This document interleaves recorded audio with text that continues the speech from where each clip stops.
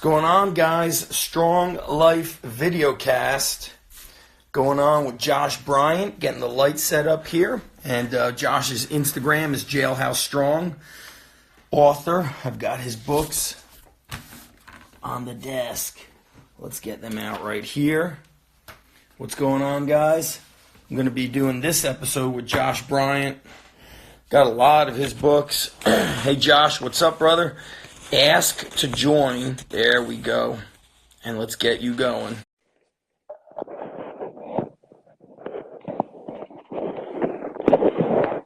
Good to go.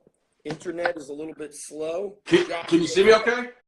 Yes, I see you sideways. Okay. Got it. Big I think I've got almost all of your books.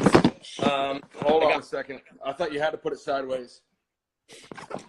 Yeah, I think Instagram still doesn't allow us to do widescreen. Okay. That really, Steve Jobs, I saw somewhere on the internet where it's like every time you take a vertical photo, Steve Jobs gets mad in his grave. He said so. Oh wow. Okay.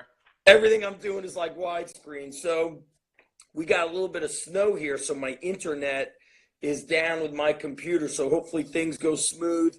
But I want to thank you for taking the time. I know you do a lot of traveling in your area. You travel to the other gyms to train guys. Yep. And you've been just doing a lot. I think the amount of books you came out with recently, I've got two of them sitting right here. Grapple Strong, you got Keto Built. I saw you came out with a mindset book, and I may have even missed another book. So we're going to talk about a couple things. You've been posting a lot of the old school type bodybuilding from the golden era. For sure. Doing a lot of stuff. So let's jump into that. I saw you post something on Chuck Sipes not long ago. That guy's been one of my favorite bodybuilders, and I love that era because of the way those guys were built. You can see that they were strong and capable. And Chuck Sipes had a 500 plus pound bench press. And what I had read about him was he used to work a manual labor job, 12 hours, 10 hours a day. Yep. Then he would go to the gym, or it was common for guys of that era to have those jobs. They would train at 5 a.m. in the dungeon with Dave Draper, or they'd be doing a 5, 6 a.m. or a 5, 6 p.m. after manual labor. So let's get into, you looking at a lot of these bodybuilders from the golden era and slightly before. What's so intriguing about them, and how'd you kind of get into that, that interest? I don't see too many people aside from you and I who actually train and are historians of it. Other people they post it, but I'm not sure if they lift.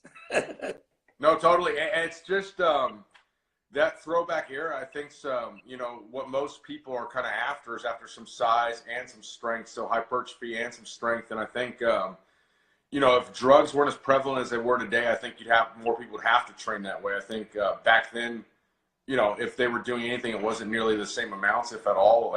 Chuck Sipes is believed to be natural. Some people say, and if he wasn't, it wasn't like today. So they had to train a certain way. So now I think, that's the problem with drugs, is you can get away with, besides health impacts, you can get away from a lot of sound ideology, because if you can take something and get big, then it versus if you were on those same drugs and then you train this way, you'd be that much bigger and stronger. That's why you have some people nowadays that will get that real grainy kind of look because they train this way.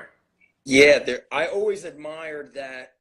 I always said it looked like they were cut from stone. They had a thick, tight muscle, and that even as a kid always inspired me. I mean, I remember I unfortunately gave them away, but I was collecting so many bodybuilding books from the 80s and early 90s. And back in the day, Robert Kennedy, the guy, he passed away. He was the publisher of Muscular Development.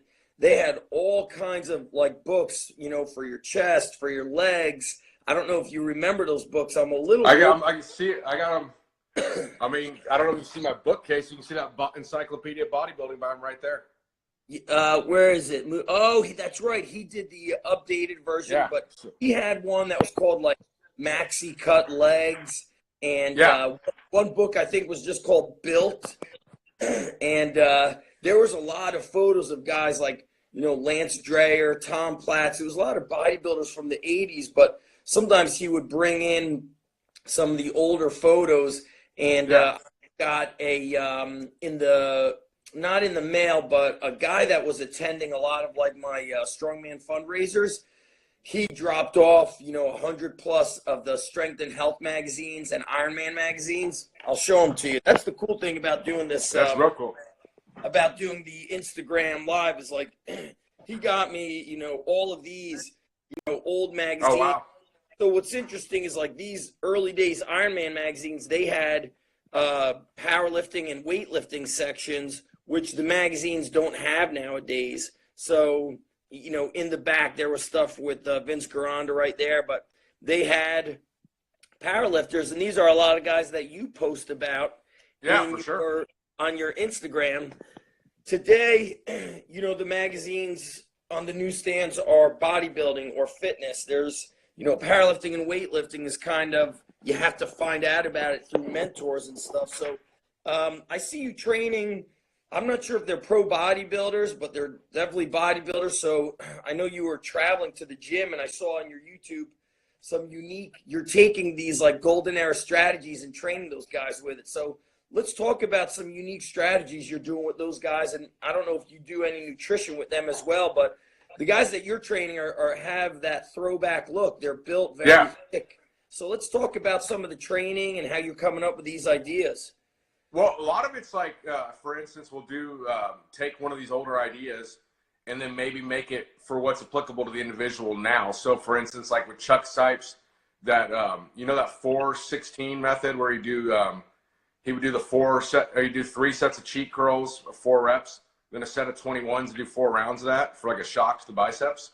Crazy. So did that. That's the most recent YouTube videos on that technique. But instead of doing the cheat curls, what we did, and this particular person needed like needed some work on an incline. We got that stretch overload, so we did incline dumbbell curls for 3 sets of 4, followed by the 21s of fat grips, and did 4 rounds of that. So we basically took what Chuck did and then made it to what was unique for, you know, so you kind of, it's like a scientist or biologist would call it sort of like a micro evolution versus a macro evolution. So instead of just like totally reinventing the wheel and like morphing this to this, we can maybe take this and, you know, make it what's better for our particular circumstance rather than reinvent the entire wheel.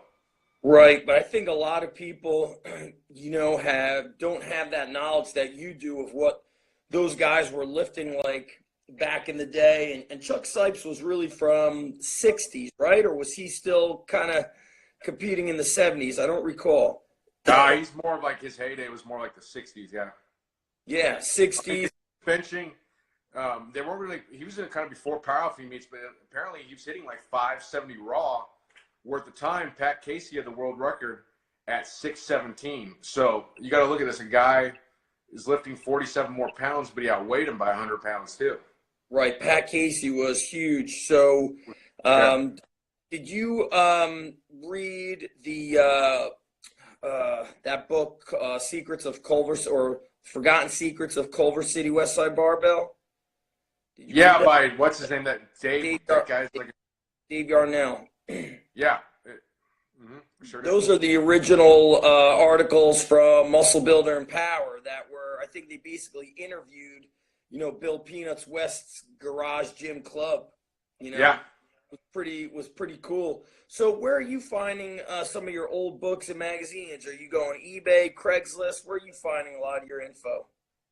I think like certain times I connect with people. Like a guy that died left me a bunch of stuff, like a bunch of every single Powerlifting USA ever made. So I mean, was that Fred or Dr. Hatfield? No, another guy named Steve Hall. People like Fred would send me stuff, you know, and then obviously you have your, you know, Amazon. It's a little tougher now. I think people are onto it or something. There used to be a lot of like of those Robert Kennedy books for like 99 cents. Basically, you're paying triple the price to get it delivered than even the book, you know, and that doesn't seem like that's happening as much now. Yep. So. I'm contemplating of taking a trip to a library and seeing if they've got some old books still floating around, because the libraries tend to hold on to that older stuff. So What about, the gyms that you're going to? I don't know if you still travel to Metroflex, but the one gym where I see you filming at, if I recall last time we spoke, it's about a 45-minute drive from your house. Yeah, so basically I go to Metroflex still, but the guy I film with is out of that gym, so it just works out better that way. So go to Metroflex still. That's about from where I live, like 35 minutes away. The other gym's about 40 minutes away. Yeah, so where I live out here, there's not really best gym is in my garage. So Yeah, so I got two questions on that. So some of those old style gyms still have guys lifting that are in their 50s and 60s lifting hard, and they tend to kind of mentor other people. And I remember that was a real unique experience for me, going to like the early days YMCA, and then some of the gyms that I used to train at are now out of business, but always the older lifters were mentoring. So I'm just wondering if Metroflex and that gym that you're training at now, do they have some of those guys that have been around since the 60s, 70s? yeah, like the perfect example is Bryant, the owner of Metroflex. Yes. What kind That's of like stuff?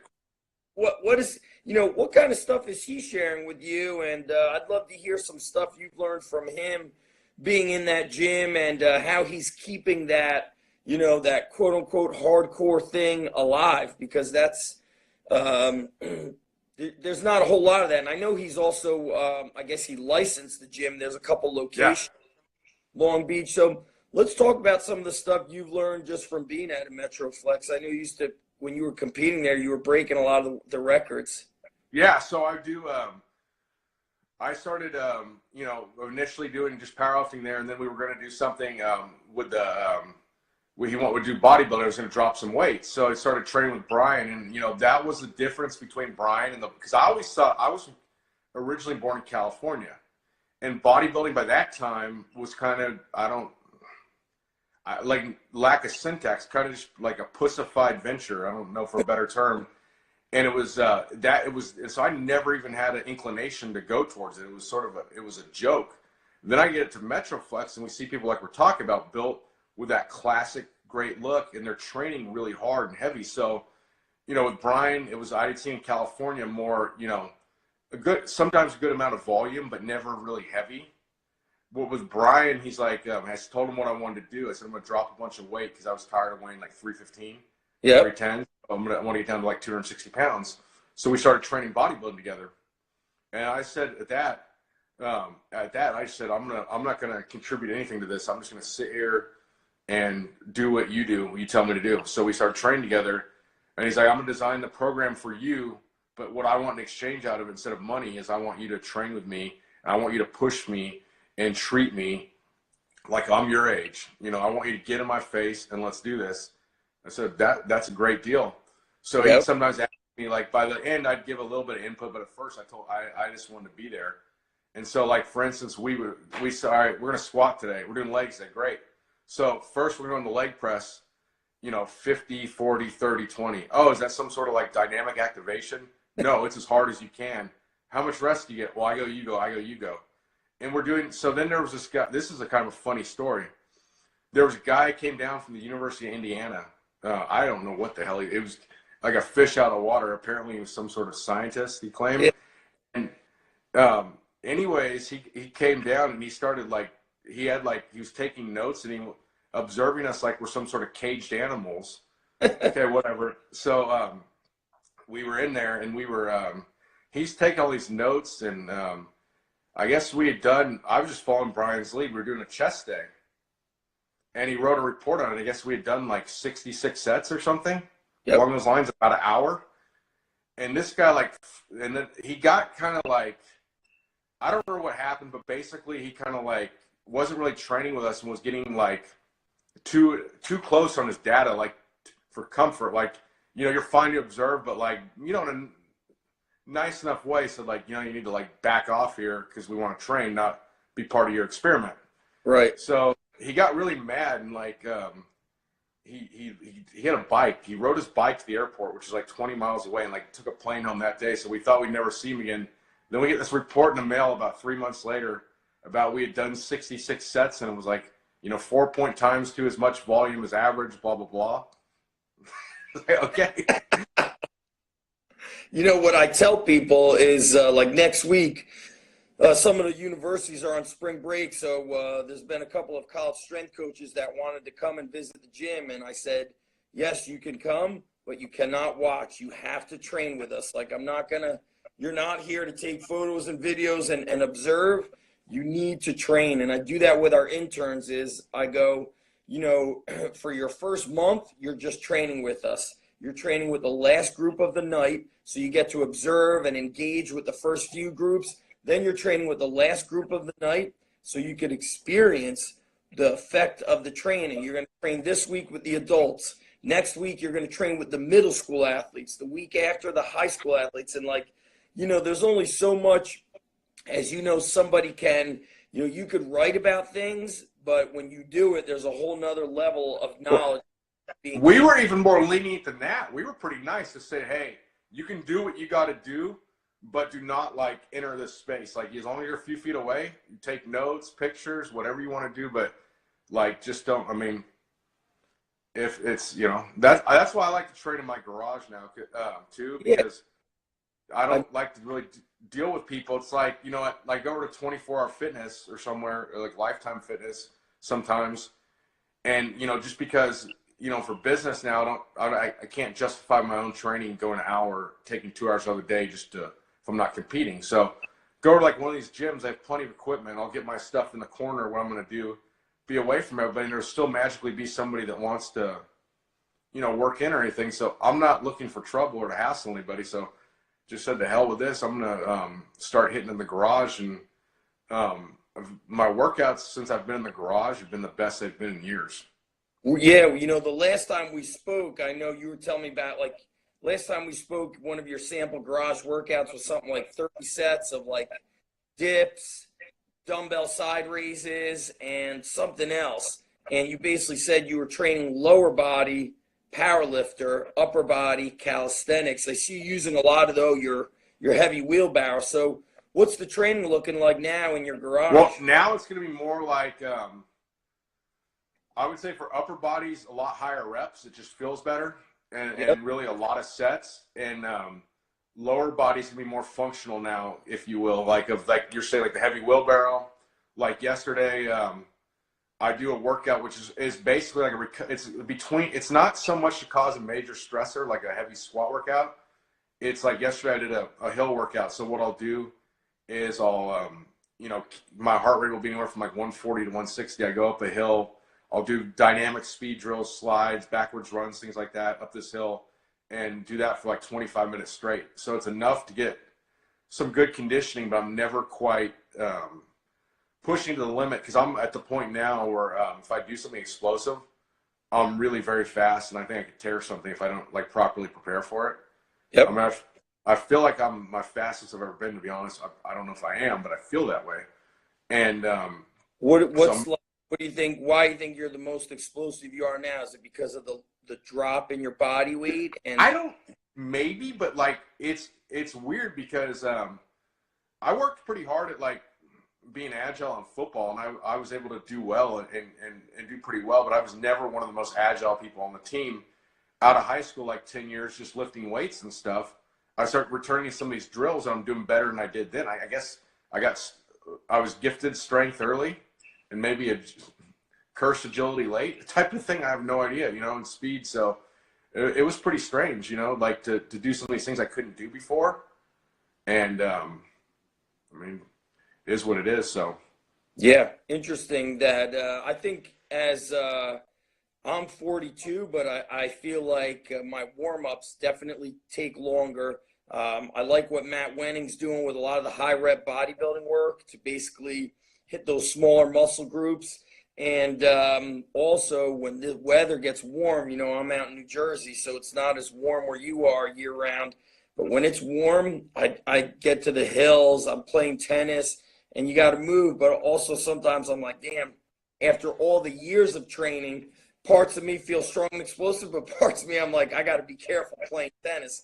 Sometimes I think like you hear too much about people getting injured as you get older, and just having the knowledge of it, you know, the psychology messes with your mind, just like the psychology of being around a lot of strong guys inspires you to lift heavier, and it reduces your thought limits. So something that I try to explain to guys when they get into their 40s is, I train like powerlifting, bodybuilding, but I don't get too crazy with the dynamic work of like a lot of, you hear a lot of guys getting injured trying to be, I always say, I go, when you pretend you're 16, but you're 40 or 50, that's when you get hurt. Somebody saying, you guys are young. And I agree. What's cool is there's a lot of guys still emailing me, 50s and 60s, telling me they're training in their garage and they feel great because they continue to basically train hard. Yeah, for sure. I mean, I totally agree with you. I think there's no doubt about that. A lot of it's going to be in your head. A lot of it's going to be in the wear and tear. And that could be some of it too, is that, I wasn't doing as much of this kind of stuff for a while. Now it's like, I don't have those miles. Yeah. I started doing heavy cheek curls. My elbow would pay for it, type of thing. Yeah, I remember you telling me that you had those elbows from you doing like a lot of heavy work. So with with the recent books that you came out, I'd love to hear.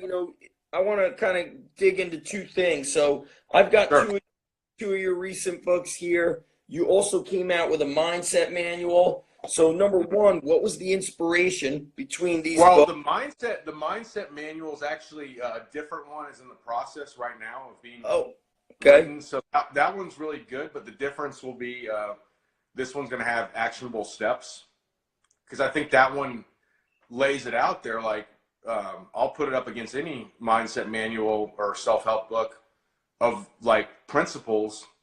But a lot of people want to know, okay, fine, we got an overarching view of what's going on, but what are we going to do when the rubber hits the road?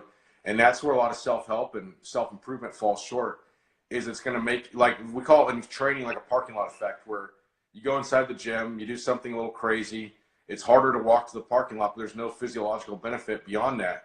So with self-help, a lot of times it becomes, for lack of a better term, a big circle jerk, because people are just doing something to make themselves feel better in the immediate gratification. But at the end of the day, it's not helping them actually improve because they don't have any exercises or anything. Because I could write a book on the principles of hypertrophy, and I have, but there's programs in there too of what to actually, because like some people are going to skip that and just want to go straight to the programs. And I'm not, here to cast judgment and say everybody needs to be a student of the game like we are. We're trying to learn why everything happens. Some people just like to train. So that's where we're at here. Is this is going to be more of like a lot of all new material, but also exercises and things to do on a daily basis. Right. So, just kind of like expanding on that, Josh, is it seems like your business and your productivity level has like taken a big jump recently. Yeah. Coming out with several books, writing more shirts. So any particular factors or maybe experiences that you went through that gave you kind of like that, what has basically allowed you to I go by Benjamin Franklin's words of early to bed, early to rise makes a man healthy, wealthy, and wise. So yeah. I want to spend time with my kids. So I'm not gonna. That's a non-negotiable. I'm not gonna ever like give that up. So I just get up really early. What's early? What time? 4:30? I mean, I was working about right at 4:05 on the dot. Like actually had the computer working. I read a little bit before that. So, that's how I roll, is getting up early. So that's the advantage of not competing and stuff like that, is I'm not, I want to get good sleep and I'm asleep early, but at the same time, if I had to go to bed later and got like messed up my sleep, I'm not competing. So it's not the end of the world. I mean, ultimately I'm getting a full night's rest, of course, but even how I train. I don't train to, I've also a new thing adopted to help with productivity and just overall, I get too obsessed with things. That's why I never would compete and do what I'm doing, because it would just be, my workout would be on the forefront where now other people's are. So what I do is I don't even really think about what I'm doing. I just know the general idea of what I'm going to do. I keep a book of what I've done in the past. I look at it and say, okay, today I'm going to beat this. Okay.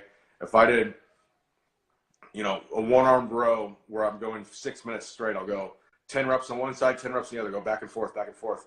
Okay, on my cable machine in the garage, it was on hole 12. This time I'll be on hole 13. I got better that way. Okay, next time I'll be 11 minutes, that kind of, or 11 reps instead of 10, that kind of thing. So I don't really give it any thought. I just go out there and do it and beat what I did. But in that moment, that time, I'm like a Zen master. There's, there ain't gonna be any phone out there, any calls, anything like that. It's gonna be all business. But it's helped me in the sense of I'm not stressing on, because like I used to get so in tune with bodybuilding, like I could feel my chest pump up when I just would think about it. I mean, like, have we already worked chest today? No. I mean, but I know we're about to, so I already feel, we're gonna work back today. I can already feel my upper back, like I have bat wings when I'm just walking into the gym. Well, the psychology behind stuff is so important. I always tell the athletes I work with, I say, man, until you get obsessed about this, you're just not going to get stronger. Guys, it's Monday, but I've been thinking of squatting since Friday night. My mind is so in tune with this, and you've seen it, and I don't know if the people watching or listening are going to grasp this as much because they might be more motivated. But, as a kid, I used to see guys in the gym, from my age of 14, and then I'm 18, and they never changed. And I didn't realize what the power of the mind could do until I went through, a tough time in my life with depression, how my body changed when I got out of depression, and then looking at guys who have the same physique, never got any stronger. Yeah. It's similar to when I tell a kid, hey, you've been with me for 5 months and you could still barely do 10 push-ups. You don't need a strength coach to get better at push-ups. You're not going to get better until you're obsessed about this. When I got better at push-ups as a kid, I did 2.5 push-ups, 2 push-ups one night. And I said, man, when I could do 20 push-ups, I'll be able to beat everybody in the neighborhood in arm wrestling. So I had in my mind that I'm going to do 1 push-up a day extra. So I'll do 3 on Sunday, 4 on Monday. So the next morning I woke up, I did 3 push-ups. And then in the afternoon, I said, you know what? Let me do 4 right now. Then in the evening, I did 5. And that's where I came up with this idea of telling people to add 1 rep throughout the day. And then, a week later, I was doing 20 push-ups because I was obsessed about it. So your mind, hearing you say you could feel your chest getting more pumped, your back, Arnold Schwarzenegger spoke a lot about that stuff, how important your attitude and your environment and your mindset are. And that's why I feel like the Encyclopedia of Modern Bodybuilding is actually a crucial book for coaches. Yeah, because it's even been proven.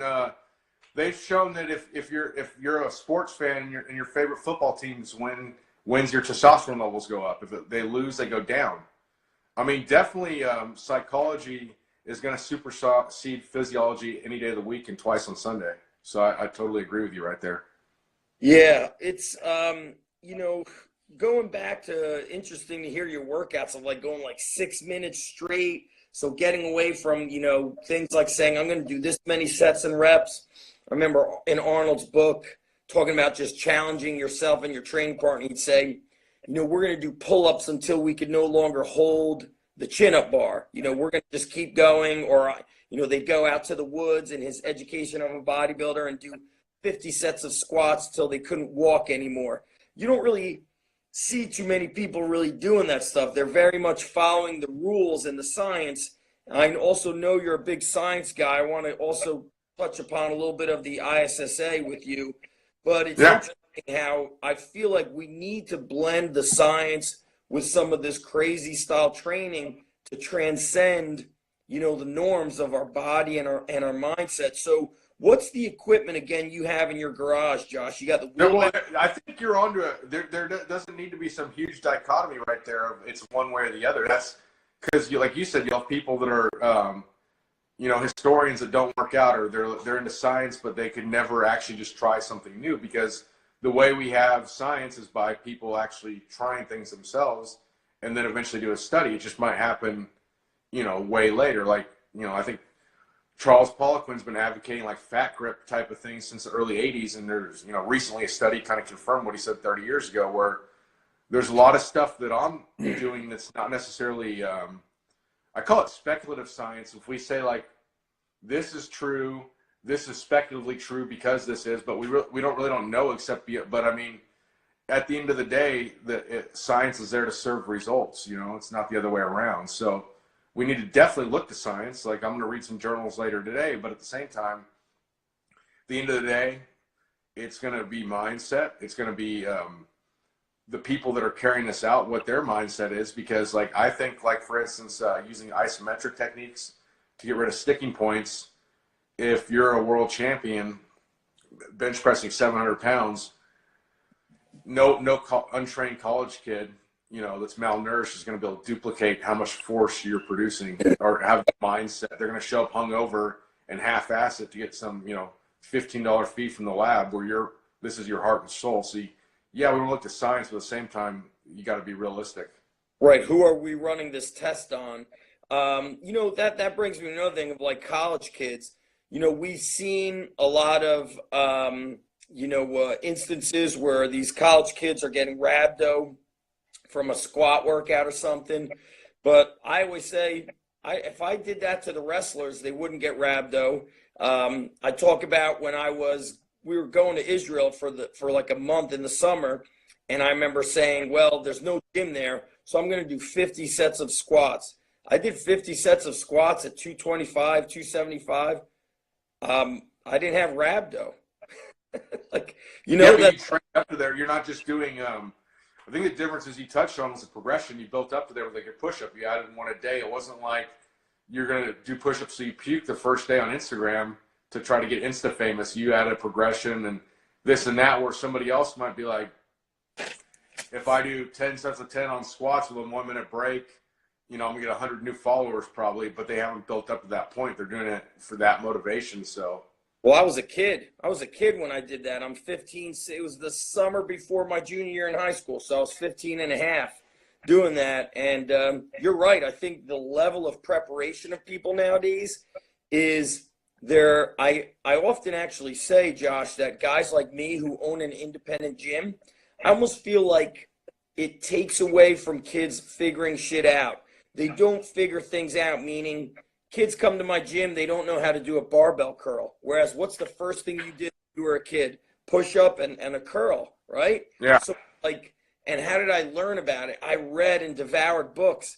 Kids won't devour bodybuilding books like guys like us used to, because now they'll just Instagram or go on YouTube, and there's certainly some real good stuff for you to look at on there.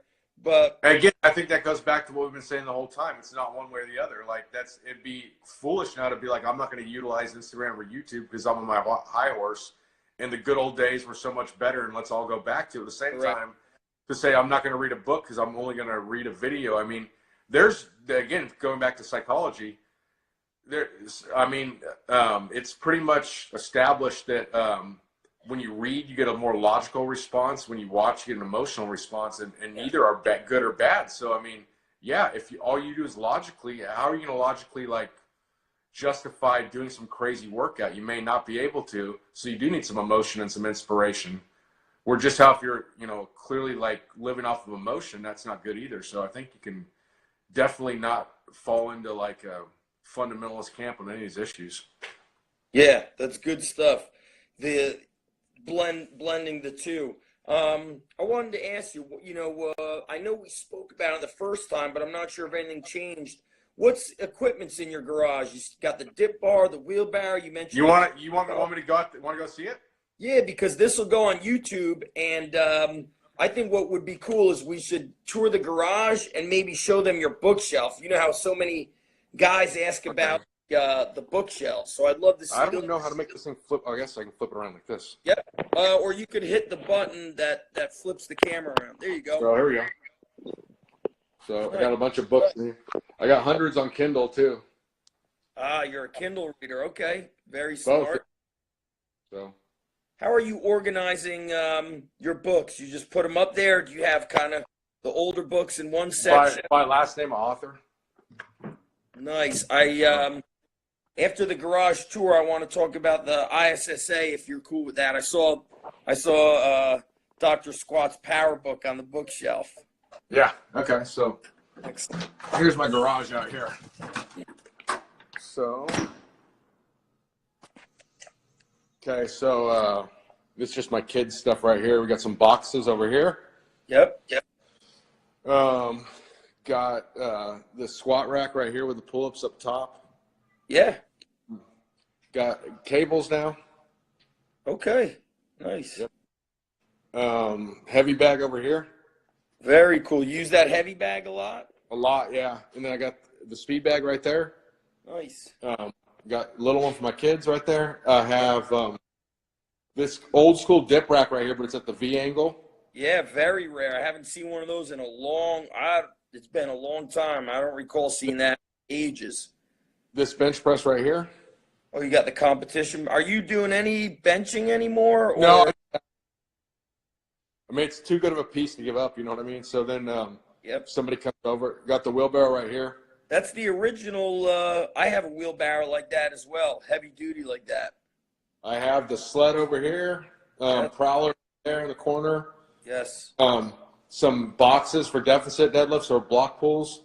Are you still deadlifting or? Not much, but I keep the option open. Yep. Medicine ball, curl bars back here. Yeah. Dumbbells. You know, so all sorts of bands. So weighted vests, all sorts of stuff. Yeah, nice setup, man. I love it. So cool, yeah. So let's wrap. I got to wrap up here. So what were we gonna ask about ISSA? Yeah, let's talk about. I know you were working with ISSA, Dr. Happ, basically a close friend and mentor of yours, and I'd just love to hear anything about it that you could share. Because coaches, I think, when they ask me, "Hey, what certification do I get?" I'd love to hear. I believe you guys worked on it quite recently. Yeah, so Fred and I actually redid the ISSA, the CFT, the Certified Fitness Trainer book. Okay. And then he read over. That's how we became real close. Is he read over when I did our bodybuilding certification? I would have him proofread certain sections for me. So I would. I didn't really know him, and then he liked what I did with the bodybuilding course, so that's how we started doing the regular course together too. So I like ISSA for there's a very simple reason, because I've done a lot of different certifications, and a lot of them are just about taking a test, where that's fine. I mean, that's good, but then there's ISSA, it's more program design, so you have to show that you can like make a 12-week program and things like that. So that's where I think they really break the good ground. So yeah, we basically, besides family members, Fred and I spent more time with him than anybody else up until when he died. It was like May, I think 14th or 13th of last year. Yeah. Yes. And what I saw, you have his power book. What other books do you have of his? What other books do you have? Hardcore Bodybuilding. That's not all my books. Those are all the ones that are organized. I got a lot more books, but Hardcore Bodybuilding, a Scientific Approach. Yes. The sports nutrition one. I got them, a lot of them. Nice. I'm gonna have to go on Amazon and dig them up, or find, as you said, another place. Nice. Then I have some that I'm not really at liberty to release or anything on Word documents. Okay. So cool. That was sent privately. Privately. So. Okay, very cool. So let's close it out here. I want to let people know, basically, at Jailhouse Strong. Yep. And on YouTube, same, right? At Jailhouse Strong? Yes, sir. And then, of course, you got your books on Kindle and Amazon. So I will link those up at ZachEvnesh.com. But I've got two right on my desk: Keto Built, Grapple Strong, and got one of your big ones in here, Built to the Hilt, I believe. We've got a couple of them. Well, this is old pumping iron. Second version. Here we go. Built to the Hilt. A lot of workouts.